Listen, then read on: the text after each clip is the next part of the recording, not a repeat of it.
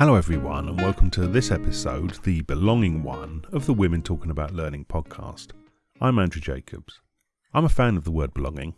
It feels more friendly than inclusion and is an active word, all about feeling welcomed. So we're really happy to welcome two amazing guests to talk through this intriguing topic. This week our guests are Laura Casal and Karen Eldad. Laura is a highly experienced consultant, program manager, coach and leader. She has had a long career in HR, primarily in learning and leadership development in both the tech and financial service industries. Laura is also the founder of the Women in Transitions group. Here she collaborates with other coaches to provide coaching, education and events that empower women through professional career transitions. Karen is an executive coach and trainer working with media personalities, founders, teams and executives at organisations such as Nike, Estee Lauder, Salesforce, Twitter and more. Her mission is to advance teachings that help people cultivate personal agency, a positive self-image, and a strong sense of purpose so they can thrive as individuals and in teams. This episode was recorded in March 2023 and Karen's dogs wanted to be involved. You'll hear them a little, but they are also relevant to the conversation. This is Women Talking About Learning. This is Laura and Karen talking about belonging. Hey, Karen. Good to see you today. Good to be with you today. Hi, Laura. Nice to meet you. How are you? I'm great, thank you. I'm calling in from the States in the New York area, New York metro area. Where are you? I was in the New York metro area, but during COVID, we moved down to Austin, Texas. And we are still here. We're from two great cities. I found a place where I belong. And you know, it's so funny. We were talking about belonging today, and the first thing that came to mind was when I moved to Austin. It's a city full of very unusual people, I would say. And I really feel at home. What? Why? Like, what especially makes you feel at home? I'm originally from Tel Aviv, Israel. And Austin is extremely similar to Tel Aviv in a couple of ways. The first is the weather. It's almost always warm here. The second is the casualness. No one, and I mean no one, wears any high heels ever, anywhere. If they are, they're from Dallas. And hierarchically, the society or the societal structure here is simply not as rigid as that of New York City. So I lived on the Upper East Side on 75th and Central Park. So I think the zeitgeist of the city is probably condensed in that area. And it's definitely a more hierarchical society than the one that you find here. Everyone's doing something very interesting, but they're also doing something cool. They're a little more purpose driven, I think, than anywhere else on the planet. It was lovely to find myself here. What an interesting dynamic, right, from the two cities. And I can't help but hear how that plays out at work, in companies too, right? Like when you feel like the Upper East Side is, very hierarchical, very much show, right? Like, what it matters what you're wearing. It matters where you're going, right? To society. Yes. Where the comparison of Austin is like, just be who you are, comfortable in whoever you are, right? It really is. It's a very interesting thing. Actually, I hadn't drawn that parallel to company culture yet. I'd like to apologize right off the bat. My voice is still coming back. I spent all week last week with the senior leadership team at Nike in Portland, Oregon. And they drew all the voice out of my body. But we did spend an enormous amount of time talking about belonging, talking about culture, talking about finding our way there, And I think Austin would have been a great parallel. I'll use that next time. Yeah, I could definitely see it. I work with clients too, and I hear this often, but I'm on the other side of it. So not with the corporate folks, but with the employees. And the employees are telling me that they're really wanting to feel like they belong or feel connected to the organization, and they're struggling with it. That's amazing. I'd love to hear more about you and what you do and who you work with and how you do it, and so that we can really give some context to the belonging talk. Sure. So I'm working with women who are going through some type of career transition. And the reason I chose women is because I am a woman, but also I see that they need the most support in the organization, especially after the pandemic, right? We lost a lot of traction with women in the workplace. Yes. And so just helping them through their career changes, whether they want to stay in a company, leave a company, or totally flip their career in a different way, but don't feel supported, don't feel like they belong, are afraid to make a move. So I coach them and work with them, and I do a lot of offerings for that. So I'm working with the individuals, but it's interesting you're working with the corporations. Yeah. Well, I mean, I work with both genders as well. So, because my philosophy is, especially since I coach senior leaders, and I know that this is a tragic truth, but it is a truth. Most of them are men.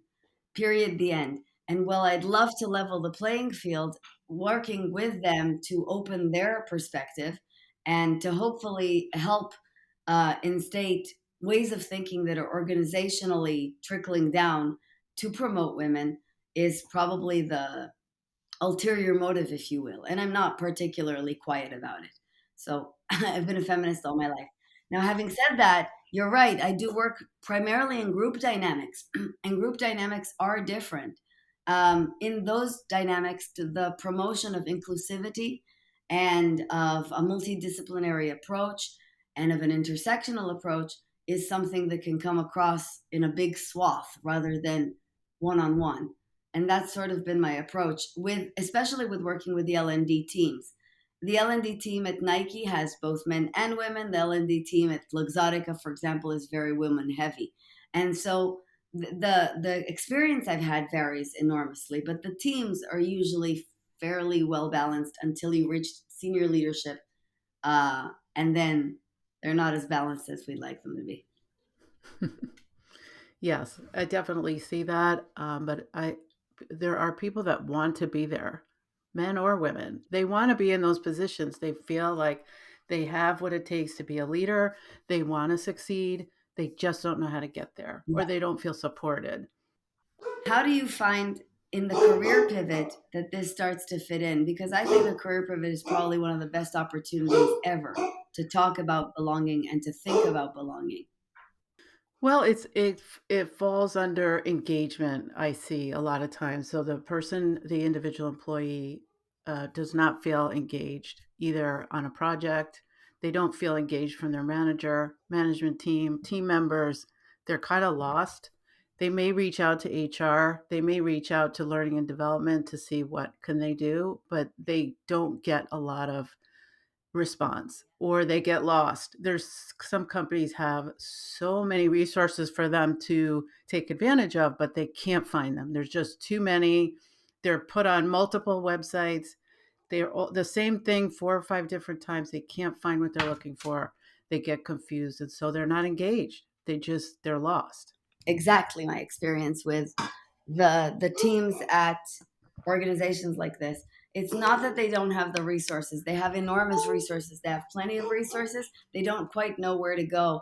And they also aren't really guided towards anything other than swaths of engagement. So the way I deal with it in general, and I dealt with it last week because engagement was the observation or the topic of the day for the group at large, was to really focus all of my workshops and seminars on finding your why, finding your personal why, and finding your organizational why, even your departmental why. Exercises that allow us to understand why we do what we do, how it lights us up personally and brings out the best of us, really help us to feel like we belong where we are and or discern whether we're not. Exactly. Or make the connections, right? I think I do similar work in that, helping individuals find their purpose, and organizations, or not organizations, but teams to find their purpose. Um, when you can connect those dots and you see the connection, that creates more engagement as well. And you do feel like, oh, yes, the thing that I'm called to do connects to what my team is called to do. It's a great match. I feel engaged. Yeah, it's a perfect thing. I never thought, I have to tell you, for years I didn't think about the why having much to do with a sense of belonging. I associated belonging to the world of self compassion and self love. But really, self compassion and self love are fundamental for us to find a true why, our true preferences, will only become apparent to us when we start practicing compassion towards ourselves. So it almost bridges these concepts. The feeling of belonging to ourselves is imperative for the feeling or the ability to belong to and with others. It's been a really, really fantastic ride. And I have to say, once I started to really focus all of the work around the why, it's gone really, really well. Right. And as you meet with executives, what do they say? Like, I hear a lot of times that from the employees, like, my executive's in the room, but he's not paying attention, or he's constantly, stepping out of the meeting to take another call. They don't feel that the leaders are paying attention. Do you see that? Well, in my sessions, they're always glued to it because it's kind of like a stand up comedy routine. And I think they don't want to miss parts of it. But uh, they definitely talk about it in one-on-one. In one-on-one sessions that I do surrounding these larger sessions to sort of dig deeper and understand what's going on, many people express the feeling of not being heard properly, not being taken seriously. There's a lot of a misfiring. And in that sense, the one of the solutions I found is to use behavior assessment, like DISC or like predictive index, to help teams sort of gather or rally around a set of streaks.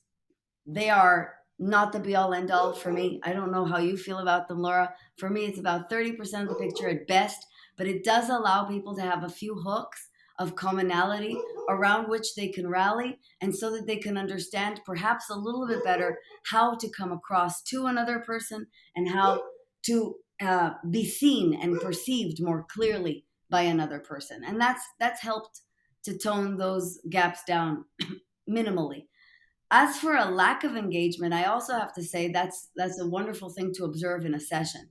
That's very, very interesting because you can see checked out behavior from the person who sits. If anybody does leave a session to take a call in the middle or is on their phone while they're on a call, they will irritate those around them and send an inadvertent message. So I saw Brene Brown doing this once in a session and say, you better shut that laptop or I'm going to leave. And I have taken the liberty of emulating her in my sessions and saying, you put away the buzzies and the ringy dingies or I'm going to leave, because it's a sign of disrespect to me, but it's also a sign of disrespect to everybody else. And that's also been a bit of a helpful, we're all in this together kind of message. Right. And I'm so glad you mentioned that, because I was going to go into that whole, like, how do I self advocate for me if I'm not being heard, right? Like, a lot of times people just will dismiss it. Like, they're not feeling confident about stepping up and saying, hey, wait a minute, I have a point here to make, or I have something to add to this conversation, but nobody's acknowledging it.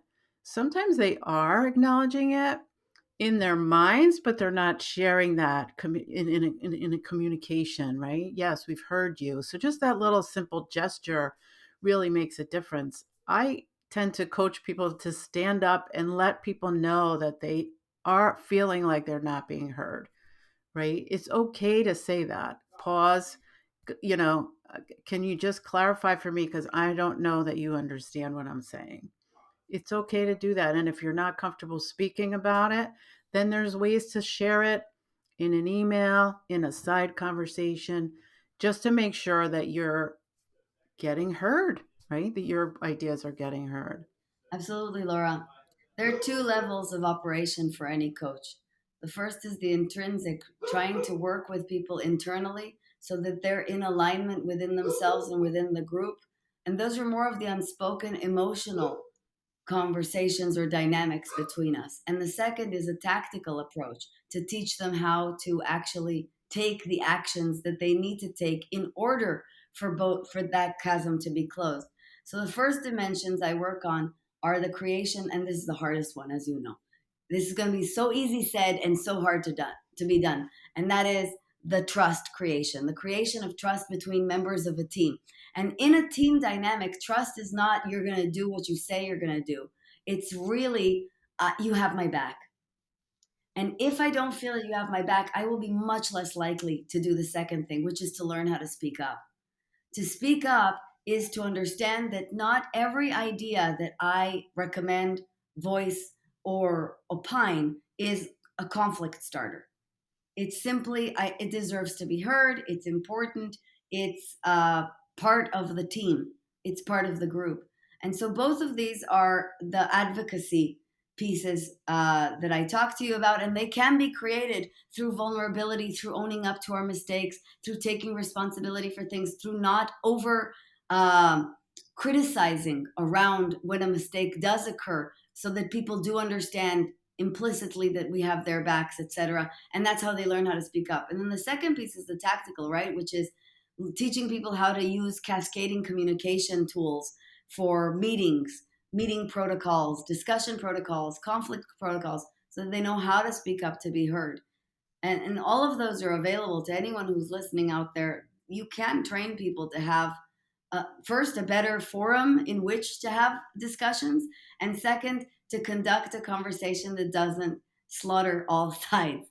I see Andrew is asking a question. How do we know when people with us in work feel like they belong? Is it our job to help them feel they belong? What do you think, Laura? Yeah, that's a really great question. I was reading that from Andrew. Is it our job? It's our job if leadership is willing to do it, right? It always starts from the top, right? So I know in companies that I've worked for or people that I'm coaching, I hear this. Their organization is trying to foster a sense of belonging. They are creating communities. They are checking their data to see are people engaged, right? They may be doing some surveys. Definitely companies do engagement surveys. They may be having roundtable discussions. They may be looking at the productivity of the organization, like just in general, what is the data telling them? And if they want to do something about it, then yes, learning and development is usually front and center in helping to make that work, and making people feel like they belong. And that there's a lot of ways to do that. You can create sense of community. You can build the culture, make sure there's trust, like you were mentioning, Karen. Communication, so maybe doing some communication style activities. Lots of different things that you could do to foster it. Just really depends on which direction the leadership team wants to go, I think. Yeah, I quite agree. I think one of the most, operationally for me, the most easy way to see if people belong is turnover. If turnover is very high, especially in any department, something's going on. And then you can, in one-on-ones with leadership, start to observe for cutthroat behaviors. And you can see them quite quickly. You can see them through gossip, through lack of commitment, through lack of accountability, shirking blame. Behaviors like that, when they start to come across, you know that there might be something a little bit more big happening in the organization, for lack of a better word. And is it our job to help them feel they belong? Well, it's definitely my job. Yeah, it depends, how an organization is structured. You could look at one department, you could look at one organization to say, yeah, what's the attrition rate there? Yeah. The data is so good now, you can even pinpoint it down to a single line management, right? Single executive with the management team and start to address it individually at that point. But I wanted to say something that I hope resonates with you, Laura. I think ultimately it's not our job really to make them belong or help them to see where they belong in their organization. That's a great scenario. That's a great outcome. But ultimately, it's that you belong to yourself. That you really understand who you are and why you do what you do and what you truly love, and that you find the wherewithal to see that through, whether it's in that organization or it's in another career pivot iteration. Those are completely valid outcomes. So you're saying, and I think I agree with you and I understand you, that it's up to us as individuals to make sure that we feel we belong to ourselves, we fit in, we understand for ourselves, self-awareness, and then we can bring our full selves to work. I love that you said that, but also because it brings up women. The great resignation of 2020 and 2021 brought women's leadership and participation in the workforce back to 80s, numbers as according to the New York Times. And it was really an ultimate, I think, saying of I belong to myself and I'm going to make a decision about how my life will work for me. And there was no arguing with that. That was a real stake in the ground. And that's my point is exactly that. It's completely okay to understand that the terms are now going to work for us as well as work for them. There's a phrase that Andrew shared from a senior manager that he heard once: if we can't change the people, we'll change the people. It sounds a little cutthroat to me. I'm wondering if that was the intent. My personal take on that is let the people be who they are, and they will belong more, and they will show up in full, because all of us today at work want to be seen as a full human being, as a whole human being. And we're going to look for the dynamics in which we feel that. And as a coach, the responsibility is to that, not to any organizational agenda as a bottom line. Right. And then Andrew's asking us another question. Why do women feel they belonged less in the Great Resignation, like throughout the pandemic? I don't know about you, but the experience I've heard, and even for myself, was everybody was forced to work from home. Overwhelming responsibilities in the home fell on the women. And so they just couldn't do it all, right? They had to make choices. Absolutely. I mean, I resigned years ago from corporate America, as did you, to branch out on my own. And there's this understanding for me that the only real security I'll ever give myself, and the only ability to really live on my own terms that actually work for me, will be through me. And I think that many women reach that conclusion as well. And I don't, according to what's transpired since then, if I understand the research again that I've read in the New York Times or Wall Street Journal, so you may dispute it, or in Harvard Business Review, there has been a reintegration into work culture, but with much better conditions for women and much greater acknowledgement of the responsibilities that women shoulder in the home. In addition, there's a movement that I'm seeing through the work of Eve Rodsky and her followers of starting to divide labor a little bit more fairly within the home. This is wonderful. This is a real statement of empowerment, and this is a real taking of this is what I deserve, and this is the support I deserve. And that's been trickling down into L&D teams across the board. You're so right. I agree with you 100% and on all the points. So yes, we went through a really hard time during the pandemic, but we came out in an environment that it's still evolving, that is allowing us to bring our full selves to work, that is allowing us to take care of our families. And what a great time to be in the workforce. So this is why I exist. This is why my company exists, to help women in these transitions to come back in. And there's no reason, I left corporate America too, but there's no reason you have to. No. Nobody's saying you have to, because the environment is better now and it's getting better. And we can stand up and ask for what we want, right? And that also is part of knowing who you are, what you want out of life, what you want out of your work, and standing up and asking for it at work. Absolutely. And you're getting so much more support today, because I think that what's also happened or transpired in the last 2 years has been an organizational understanding that people deserve this support, need this support, and that this support really helps to cultivate not only a great culture, but a much more stable culture. And so for example, at Nike or at Estee Lauder, which are companies that I work with, I've seen real transparency around work from home schedules, flex work, which they've all arrived at, how they ended up reintegrating in the company, how work hours work today, how meetings work today. This is so much more favorable. I was going to say humane, but it really is much more favorable. I mean, just think about the moment today where my dog started barking. I mean, we have real lives, and real lives are messy and complicated and not simple and filled with interruptions.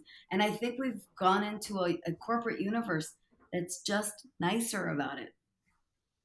I agree. And it's like I said, it's still evolving. Yes. And this whole, idea of creating a culture or sense of belonging in the workplace, it's still evolving, but you can be a part of it. Like, learning and development can be a part of it. We could take more of a role in it. We could foster more communities. We could create more of those safe environments for people to come together. We can train people on belonging. We can help people find their purpose. There's so many ways to bring this about and to be a part of it. It's actually very exciting to be in learning and development right now. Oh my gosh, I think it's the best job in any corporation. I'm going to share this with all of my L&D superstars, and I've said this to them personally.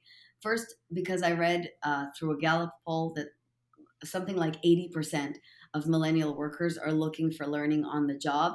And second, because I can see what happens through the seminars and the workshops, how people just light up when they get exposure to this work. You just touched on, I think, the biggest hot button. Many people really want to know what their purpose is.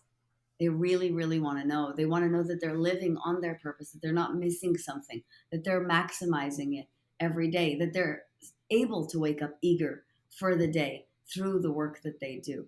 Are there any actionable tools that you can share? I have some just that I've created myself that I use in workshops, but there are some on, I think Visio has one tool that you can use for an organization to work on creating their purpose together. I like to have the employee and the management team, like the whole team together, creating a purpose together and then sharing it. I think there's huge value in that for everybody to come across. Even if the manager does their purpose statement with the group 3 or 4 times, they evolve it, they cultivate it, they work on it. It then brings so much energy to the Yeah. team, right? It gets them all aligned, it gets them all engaged. So I know I use a personal one that I created for my business. It's quick, it's short, and it works really well to help people start to at least articulate Yeah. their purpose statement. But I know like Simon Sinek has some really good stuff out there as well. Yeah. In his book, Start With Why, he's filled with um, pearls of wisdom. But yes, I Yes. also kind of kickstart them with an example of a purpose statement or a UVP, a unique value proposition, and or a mission statement so that they have some guidelines and then throw them to the lions. But I really like to suggest running just an individual exercise. I ask every person individually to answer 2 questions. What am I obsessed with? In other words, what would I do if nobody paid me? And number 2, who am I doing this for? Who is it for? And those are 2 very, very simple questions that get you pretty clear on what you love. And when you can share that in a group, you see very, very radical differences between people's purpose statements, but you can always weave those streams back into the river and show them how important all hands are on the boat. I see that Andrew is asking, what advice would you give to women who feel they don't belong? Asking those 2 questions that you just shared, and the ones I have in my activity are similar, but maybe starting there and understanding why. Like there's usually it's about the why. Like why don't they feel like they belong as a coach, right? Those are the questions I would kind of try to get down to. But then also like why are they here? What is it that they want to be doing? Absolutely. I would ask just one more question, which is what do you not want? What do you know you don't want? Many people, when they're not clear on what they do want or the feeling of belonging, they definitely know what they don't want. And they can sort of pinpoint around that. I know it's a what question rather than a why question, but it leads into a why question. Why? Why don't you like that? So, for example, what don't you like? I don't like incessant meetings. Why? What is it about them? You can really move into that zone, and that helps people truly clarify where they've moved into that doesn't suit them. I always share the story of my former self. I like to say that young Karen was a liar. I used to basically get any job that I thought was prestigious enough and the right track by saying things like, I love P&Ls, and my only flaw is that I'm a perfectionist. I don't have a perfectionist bone in my body. I'm not particularly methodical or details oriented. And honestly, if my accountant didn't help me read the P&L, I would be at a loss constantly. So the reason I didn't belong was because I was being inauthentic with myself about what I really cared about. And the only way I got there was by identifying the very things that I did routinely that were just grating on me. So that might be helpful as well. Right, that's that getting to know yourself too. I think authenticity, getting to the root of who you are, and all the flaws, right? None of us are perfect. You have a good hair day, you have a bad hair day. It doesn't matter, right? You're going to show up, just being yourself. And I noticed that is always when a person is most effective, most engaging in front of a room, in front of an audience, when you're being yourself, right? Or when you're doing your best at work, it's when you're authentic in who you are and what you are. Dog barking in the background, again, like it's all okay. Like just embrace yourself. Accept who you are and what you bring to your employer, to the table, to your clients, whoever, right?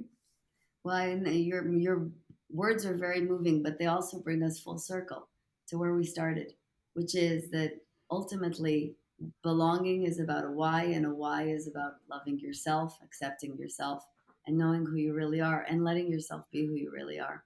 So that's really kind of the gist of it. And that's what the coaching work is about. It's about belonging to yourself so that you can shine for others, so that you can ultimately serve the team. I love the oxygen mask analogy. I know it's very trite and overused, but really, you can't help any of the children on the plane until you put it on for yourself. I love that.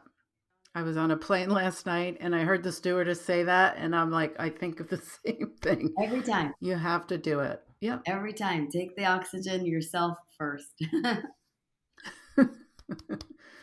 Yeah, there's so much there's so much here, but yeah, just everybody just be true to yourself, from the first line employee all the way up to the CEO. Like, just be true to yourself and it'll show up. The belonging will be there. It's true. Maybe that's the most radical shift since the Great Resignation. It's before the command and control style was be exactly the opposite of yourself to fit in, and today, really be yourself to serve the tribe. And I'd like to give a big old Texas amen to that. Thank you, Laura. Thank you, Karen. Great discussion. So nice speaking with you. There's so much to talk about in that topic. Absolutely. There's so much depth in this episode with some outstanding insights from Laura and Karen, yet it still feels like they only managed to scratch the surface of the topic. It was a compelling listen. A massive thank you to both Laura and Karen for giving up their time and sharing their wisdom. You can find links to all the references that they mentioned in the show notes, along with their profiles and contact details. We're planning for a few special episodes in the next few months, including the menopause one and the disability one. If you're interested in being a guest on those or any other episodes, then please do get in touch. All our contact details are in the show notes. We'll be back in a couple of weeks with another episode of Women Talking About Learning, and next time it's the training and external audience one. As always, thanks for listening, and we'll see you again soon.